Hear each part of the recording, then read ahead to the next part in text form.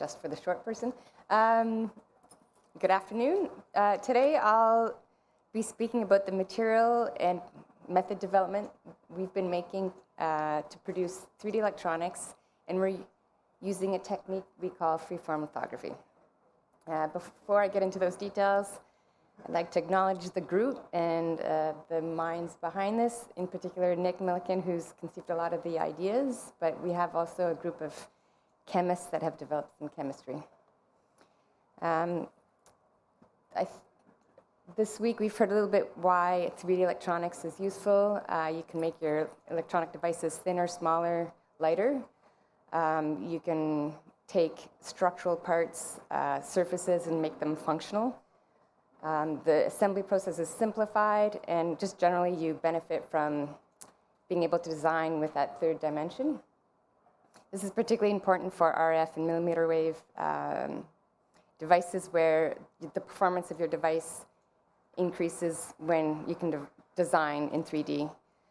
You can make similar arguments with medical devices, IoT, and soft robotics, where you have strange form factors that require 3D electronics. So over the years, we've gone from making 2D electronics using screen printing, inkjet printing, a number of printing methods, and we've managed to be able to take that and make conformal or in-mold electronics. This is something the NRC has done with E2IP, a company in Canada. It's a nice step towards 3D electronics, but it isn't. It does have limited design restrictions.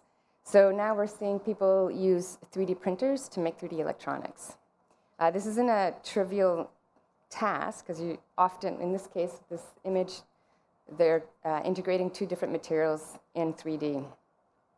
The way most people do it right now, they are using inkjet 3D printing, laser direct structuring,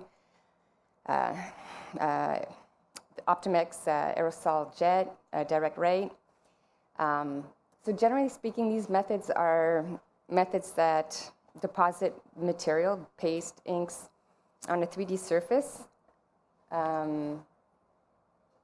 using 5-axis motion. So it works, but there are some important limitations.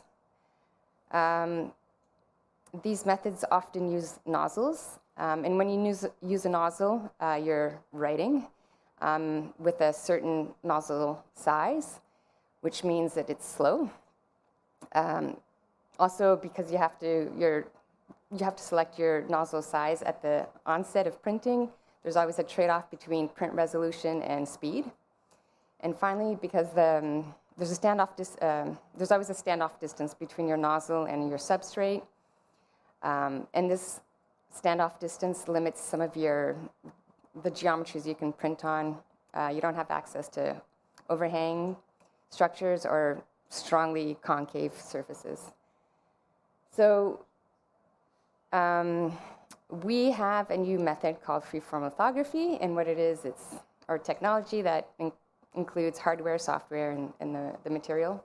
And what it is, it uses photolithography to pattern a 3D surface that has been coated with a photoresin.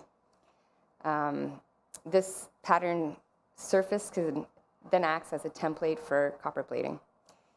Key to this technology, so this is how it is different from most lithographic processes, is that we're maintaining the depth of field as we're printing. So we're following the surface to maintain high resolution and accuracy. So I'll walk you through some of the steps to make this. Oh, here, I forgot to show you the video. Oh, well. That's not showing up. Anyways, okay. You'll see more videos. Okay, so the first step would be to take a base object. In this case, we have an infinity loop, that's the gray object, and you design your circuitry based on the 3D surface of your base object.